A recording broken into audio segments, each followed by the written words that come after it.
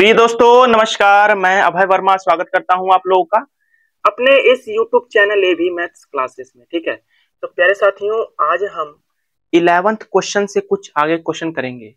कल हमने 11th तक सॉल्व कर लिया था, आज हम उसके आगे क्वेश्चन सॉल्व करेंगे। ठीक है प्यारे साथी, तो चलिए स्टार्ट करते हैं। स्टार्ट करने से पहले मेरी आपसे एक रिक्वेस्ट है कि आप मेरे चैनल पर नए हैं तो चैनल को सब्सक्राइब जरूर करें और वीडियो पसंद आए तो अपने दोस्तों के पास शेयर जरूर करें। ठीक है दोस्त, चलिए बिना देर के वीडियो स्टार्ट करते हैं। दोस्त क्वेश्चन नंबर 12 देखिए क्या कह रहा है।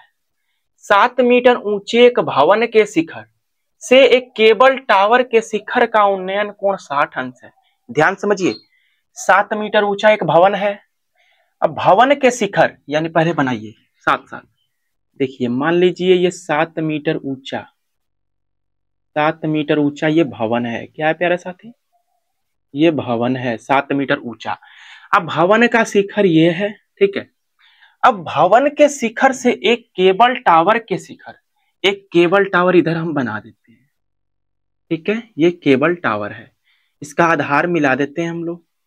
ये इसका आधार है भवन और केबल टावर का, ठीक है। और इसका भी आधार हम मिला देते हैं, भवन के शिखर का आधार हो गया। अब बोल रहा है कि भवन के शिखर और केबल टावर के शिखर का उन्नयन कोण 60 अंश है। यानी भवन के शिखर और केबल टावर के शिखर का उन्नयन कोण दे रखा है 60 अंश, तो ये हमारा 60 अंश हो गया। उम्मीद करता हूं प्यारे साथी इतनी बात समझ आई होगी। आगे देखिए क्या बोल रहा है। और इसके पाद का अवनमन कोण, केबल टावर का पाद क्या है? आप बोलोगे ये है, ये हमारा पूरी क्या है, ये टावर है, केबल टावर, सीधे टावर लिख रहे हैं सिर्फ। ठीक है, समझिएगा आप लोग। इसके पाद का अवनमन कोण 45 अंश है। तो ये भवन के शिखर और केबल टावर के पाद का अवनमन कोण कितना है प्यारे साथी? 45 अंश है। ये हमारा 45 अंश है। ये बताइए, जब ये वाला कोण हमारा 45 अंश है तो एकांतर कोण से ये वाला भी कोण 45 अंश ही होगा। अगर आप लोग को नहीं पता तो भाग कर जाइए, पहले मेरी पहली वीडियो देखिए, ठीक है। उसमें मैंने पूरी डिटेल बता रखी है, ठीक है ना प्यारे साथी। उसका लिंक आप लोग को डिस्क्रिप्शन में मिल जाएगा। मैंने एक प्लेलिस्ट बना रखी है, उस प्लेलिस्ट का लिंक मैं डिस्क्रिप्शन में दे दूंगा, वहां से जाकर आप लोग देख लीजिएगा। ठीक है, आइए फिर बोल रहा है टावर की ऊंचाई याद करनी है। ये टावर है ना, ये टावर, केबल टावर, इसी की ऊंचाई याद करनी है। हम मान लेते हैं h मीटर, ठीक है। तो अगर प्यारी बताइए प्यारे साथी कि ये 7 मीटर का है भवन, तो ये भी 7 ही मीटर का होगा ना, क्योंकि ये और ये वाली भुजा समान है। ठीक है, ये बताइए ये वाली भुजा ये वाली भुजा का समांतर है, समांतर है कि नहीं? ये वाली जितनी भुजा आएगी वो भी इतनी ही आएगी। पहले नाम देते हैं, नाम दिए हम A B, A B C D E, ठीक है, नाम दे दिए। अब ये बताइए 7 मीटर का है तो ये भी 7 मीटर का होगा, ये भुजा इसके बराबर होगा। ठीक है, इतनी बात याद रखना। पहले लिखेंगे, यहां पे लिखेंगे पहले माना, माना, माना जो भुजा AC है वो BD के बराबर है। जो भुजा AC है वो बराबर BD के है। इन दोनों की वैल्यू 7 मीटर है कि नहीं?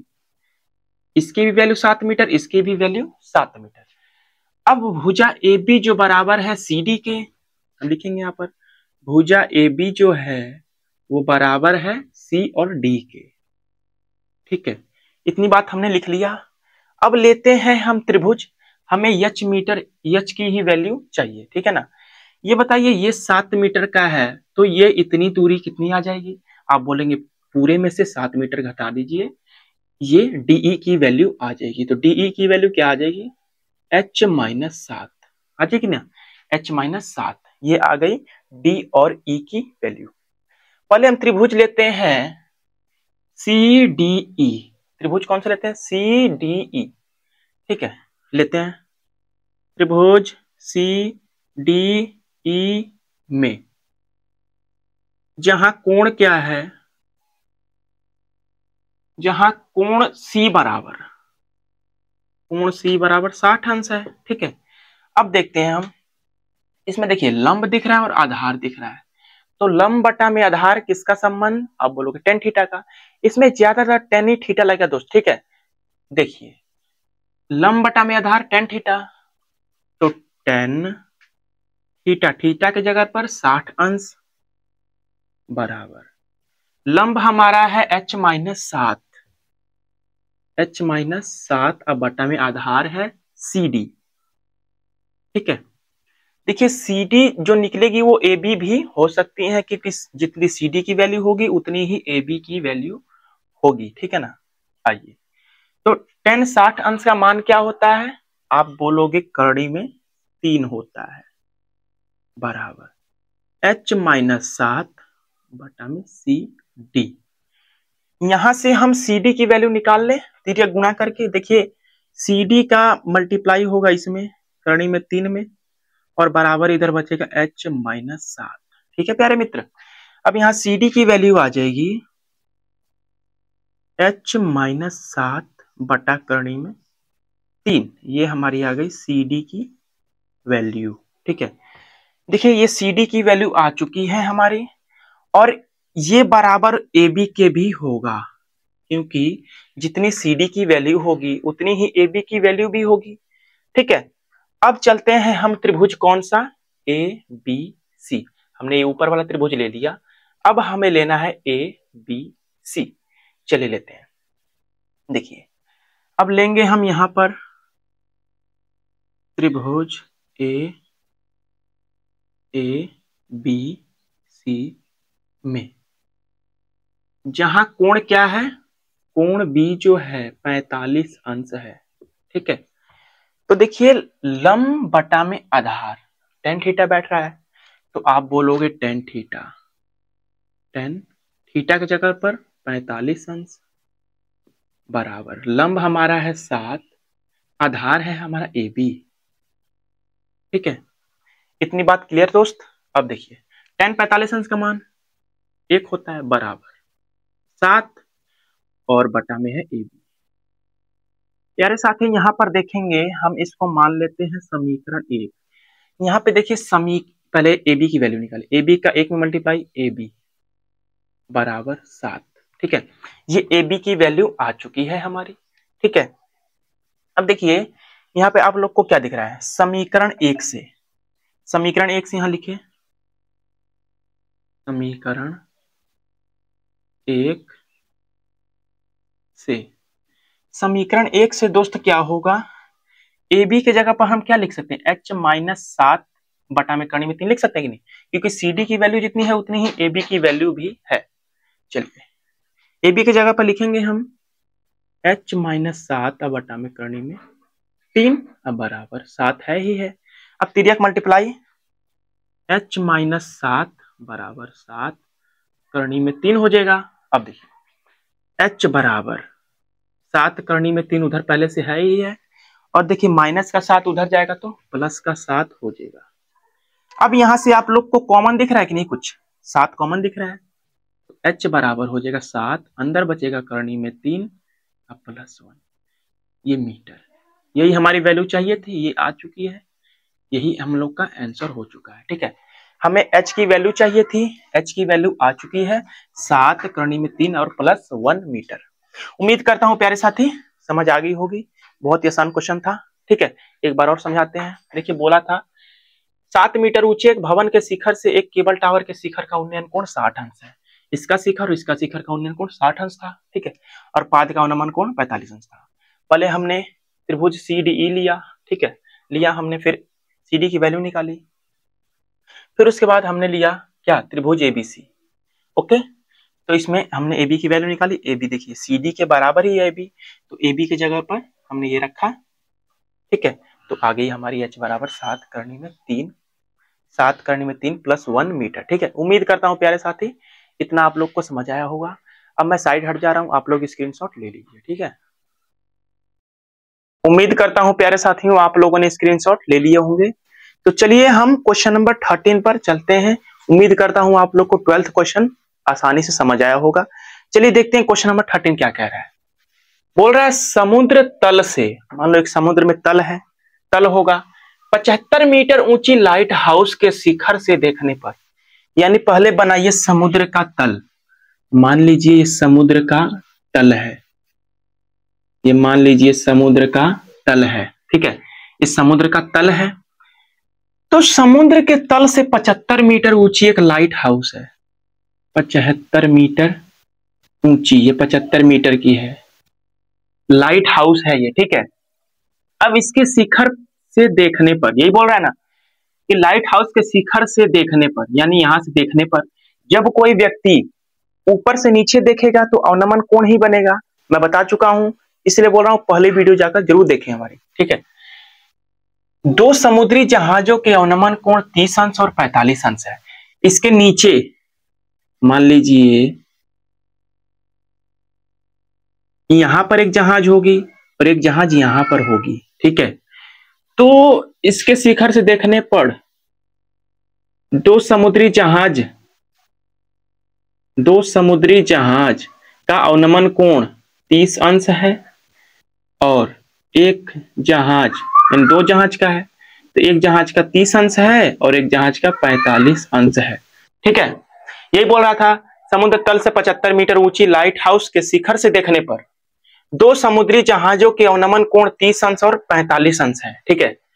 यदि लाइट हाउस के एक ही और एक जहाज दूसरे जहाज के ठीक पीछे हो, यानी एक ही और दोनों जहाज हैं, या आप दोनों जहाज को इधर रखें या आप दोनों जहाज को उधर रखें, ठीक है, बात एक ही है, लेकिन एक ही और दोनों जहाज होनी चाहिए। और जो एक जहाज है वो दूसरी जहाज के ठीक पीछे है, एक जहाज दूसरी जहाज के ठीक पीछे है, यही बोल रहा है। और बोल रहा है फिर दो जहाजों के बीच की दूरी, यानी एक जहाज यहां थी और एक जहाज यहां, तो इन्हीं दोनों के बीच की दूरी ज्ञात करनी है। मान लेते हैं हम x, इन दोनों के बीच की दूरी, यही हमें फाइंड करनी है। नाम दे दे रहे हैं A, B, C और D, ठीक है। अगर मान लीजिए यहां से हम इसके शिखर से एक लाइन ड्रॉ करें हम, तो ये बताइए एकांतर कोण से ये वाला कोण ये कोण के बराबर हो जाएगा, ये 45 अंश का, ठीक है।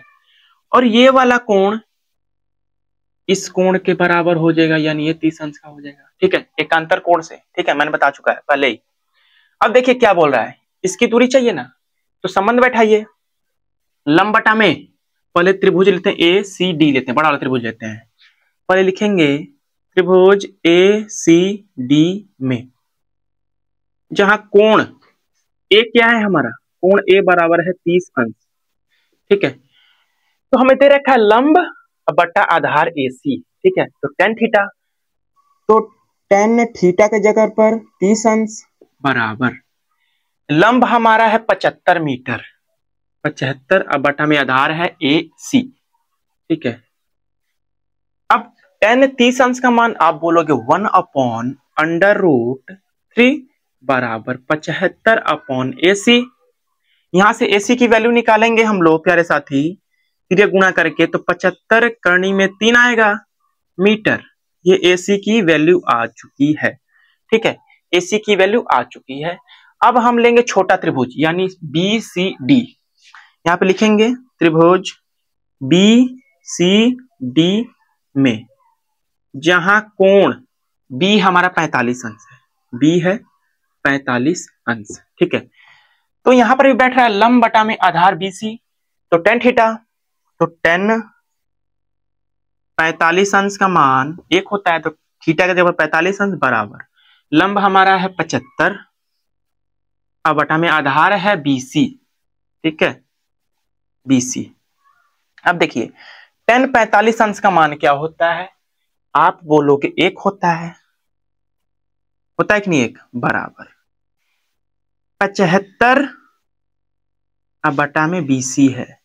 यहां से BC की वैल्यू निकाल लेंगे हम, BC की वैल्यू निकालेंगे ना, तो BC की वैल्यू क्या हो जाएगी 75 मीटर। अच्छा ये बताइए हमें इतनी दूरी चाहिए ना, ठीक है, तो AC यानी पूरी दूरी हमने निकाला है, अभी क्या निकाला है पूरी दूरी AC की वैल्यू, ये पूरी दूरी क्या है हमारी, आप बोलेंगे 75 करनी में 3 है ना, 75 करनी में 3, और इतनी दूरी हमने अभी निकाला है 75 मीटर, निकाला है कि नहीं 75 मीटर इतनी दूरी। अब हमें ये x की वैल्यू चाहिए तो कैसे निकालेंगे बताइए। अगर हमें x की वैल्यू चाहिए तो टोटल में से इसको हम माइनस कर दें तो x की वैल्यू आ जाएगी कि नहीं। अब बोलोगे जी क्योंकि टोटल में से इतना भाग हम माइनस करें तो इतना ही भाग बचेगा ना। तो देखिए कैसे निकालेंगे, क्योंकि हमें क्या निकालना है, दो जहाजों के बीच की दूरी। तो दो जहाजों लिखेंगे, दो जहाजों के बीच की दूरी। दो जहाजों के बीच की दूरी के लिए क्या करेंगे, पूरी टोटल कितनी है 75 करने में 3। पहले रुकिए पहले लिखिए पहले AC माइनस BC, इतना लिखेंगे तब समझ आएगा। क्योंकि हमने AC में से ही BC को घटा देंगे तो ये वाली वैल्यू हमें मिल जाएगी। AC की वैल्यू 75 करने में 3 माइनस BC की वैल्यू 75। यहां से कॉमन दिख रहा है 75 की नहीं, हाँ बोलोगे जी 75 कॉमन ले लीजिए, अंदर बचे करनी में 3 माइनस 1 मीटर। ये हमारी आ गई दोनों जहाज की बीच की दूरी, ये हमारा आंसर हो चुका है। ठीक है, उम्मीद करता हूं प्यारे साथी आसानी तरीके से समझ आया होगा। क्वेश्चन नंबर 13 समाप्त होता है। देखिए क्या कहा था, समुद्र तल से 75 मीटर ऊंचा एक लाइट हाउस था और इसके शिखर से देखने पर अवनमन कोण 30 अंश और 45 अंश बन रहा था। ठीक है, और जो दोनों जहाज थी एक ही तरफ थी, ठीक है, और एक जहाज तो दूसरे जहाज के ठीक पीछे थे, यही बोला था। तो हमें दोनों जहाजों के बीच की दूरी निकालनी थी, तो हमने निकाला। पहले बड़ा त्रिभुज लिया, ठीक है, छोटा त्रिभुज लिया। अब बड़े ये भुजा AC में से BC घटा दिया तो ये वाली भुजा हमें मिल गई है। ठीक है, उम्मीद करता हूं प्यारे साथी आप लोग को बढ़िया तरीके से समझ आया होगा। तो प्यारे साथियों बस आज के लिए इतना ही, हम मिलेंगे हम लोग कल, ठीक है, एक नए अंदाज में। प्यारे साथी आप लोग मेरे चैनल पर नए हैं तो चैनल को सब्सक्राइब जरूर करें, और वीडियो पसंद आए तो अपने क्लास 10th के दोस्तों के पास शेयर जरूर करें। ठीक है दोस्त, अगर आप लोगों ने मेरी पिछली वीडियो नहीं देखी होगी पीछे की, तो मैंने एक प्लेलिस्ट बना रखी है, उसका लिंक मैं डिस्क्रिप्शन में, इस वीडियो के डिस्क्रिप्शन में दे दूंगा, वहां से आप लोग जाकर देख लीजिएगा। ठीक है दोस्त, तब तक के लिए नमस्कार, जय हिंद, जय भारत।